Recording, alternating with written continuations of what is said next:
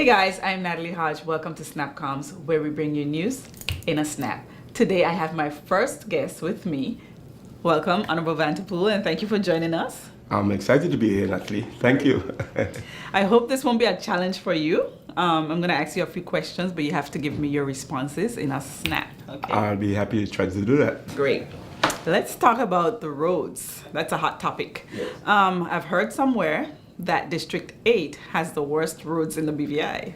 And I noticed that we've paved Waterfront Drive. So tell us a little bit about when can residents in District 8 expect to get a better journey and a smoother travel on the roads back home and to and from. Yeah, Natalie, the entire territory have been suffering from bad roads over the last several months. In the last few weeks, we've been able to begin to do temporary overlays because we were out of asphalting machine for several months after the storm. But we're happy that we are getting back to that now. We started paving some roads, some in the town, some on the eastern end, if you do go to the 8th district, and the area by Right Way Foods up in the east end, we've started paving some of that. Okay. We're going to continue that this coming week and hopefully relieve some of the persons in the 8th district of some of the difficulties they've had. We started paving the road by just after Fine Foods coming down. We're doing a concrete paving there to be more permanent in that area. And then we're going to asphalt from the Seventh-day Adventist Church in the Long Look area right down to Fat House Bay to give a temporary overlay. Okay. So that's good news for District 8. I hope so. And this should be in the upcoming week. Yeah, it's a temporary fix. Yeah. We have a long-term fix for the roads in that area from Parham Town all the way down to Brandywine. You're going to hear in the next couple of weeks a bid going out for a major road paving and design for the area for permanency. But before that, we have some work to do on the sewage lines in the eastern end from Parham Town to Long Swamp. We're going to dig up the road there again, sorry to say. But we're going to be laying the final pipes for sewage in that area coming down to Long Swamp. From the Long Swamp area all the way down to Brandywine, we're just about ready to completely pave that. So we're going to put out bids for paving that soon. Okay, good. So talk to us a little bit about Apple Bay area and the Bomber Shack area, that road right there. Yeah, that one got a really hard hit from the storm, as you know. The residents have been patient, but it's very difficult. I myself have driven on it. It's not good. We did a temporary fix, and we're going to do a temporary overlay of it also with asphalt.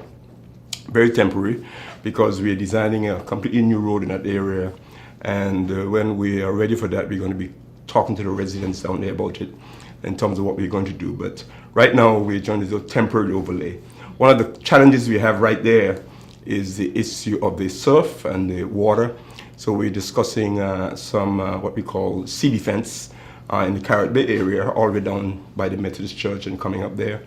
We have some funding in our new loan from CDB for major sea defense there. Okay. I think it's about $4 million in the budget for that. And we're going to be working on the sea defense and the road in the Carrot Bay area.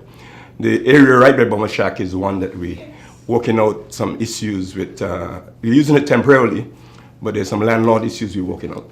Okay, but I think that's good news that you are working on sea defense in that area, because that is definitely needed. Yes. Okay, so I'm sure the residents will be happy to hear that.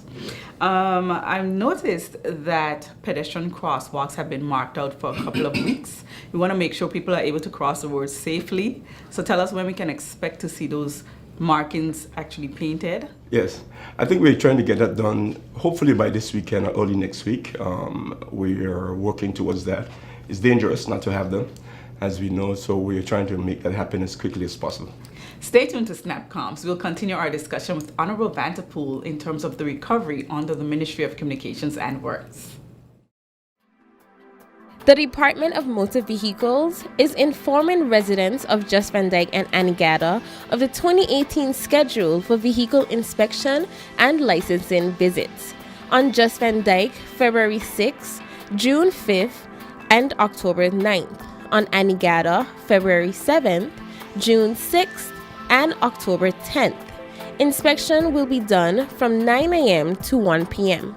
For more information, please contact the Department of Motor Vehicles at 468-4080 or 468-4081.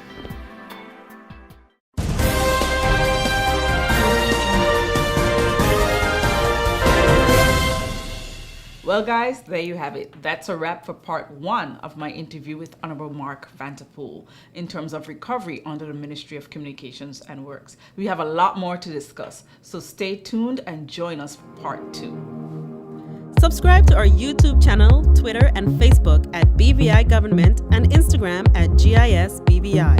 SnapComms is brought to you by the Disaster Recovery Coordinating Committee, Government of the Virgin Islands.